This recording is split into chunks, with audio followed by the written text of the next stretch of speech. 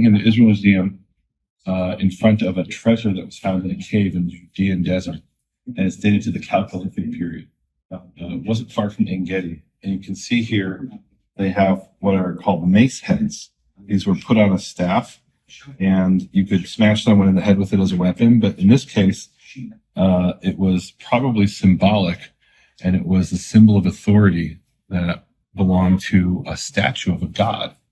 And there's numerous mace heads here. And there's also maces over here. You can see here, normally the mace head was made of some kind of material that would fall apart over time, like wood, but in this case, they're made of copper. And this is called the Chalcolithic period because it's the Stone Age, but they also knew how to make copper. Not bronze yet, but copper. And down here is the mat that they found it in, which is unbelievable because this is, they say, like something like 6,000 years old. And here you have a piece of mat material that survived in the Judean desert.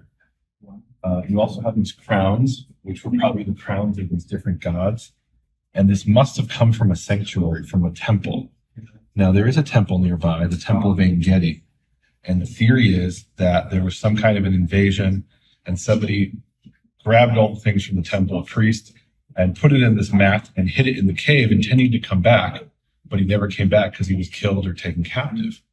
Well, we actually have a story in the Tanakh about something like this happening, specifically where En Gedi was attacked. It's in Genesis 14. It talks about the 4 kings and the 5 kings. The 4 kings invaded from Babylon and they attacked the 5 kings. And it says one of the places they attacked was En Gedi. And it's very possible that when this event happened, that somebody, a priest at En Gedi, gathered up all of the items to hide them in a cave from the 4 kings and never came back and he died. Look at some of these other items they have here. Here you have axe heads. And again, these are symbolic axe heads. You wouldn't be cutting a tree with that, but that was probably an axe head or an axe that was in the hands of a god, of a deity, of some statue. You have some other items here. This is like a pretty nasty mace head with like little spikes. And then here you have one with what looks like a beak and little knobs on it. And you'll see that in other things from this period. You actually see the knobs on top of these maces as well. And look how many maces these are. These are made of copper.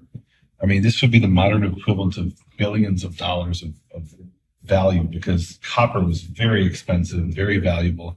And it probably took generations for people to donate these numerous artifacts to the temple. And then during this one invasion, they took it and put it in the cave, and we found it thousands of years later.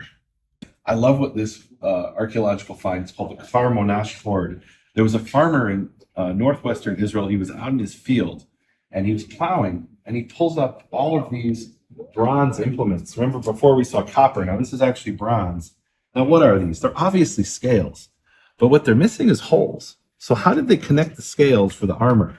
And the theory is they had a vest, and the vest had little pockets in it, and they would stick of leather, and they would stick the little pieces of bronze into the vest, and that was the protection. And it was actually a double protection because the leather provided some protection as well.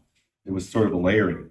It's interesting because in the Israeli army, one of the things they do is they have what's called a shachpatz, which is a vest, and you stick a plate of ceramic in it.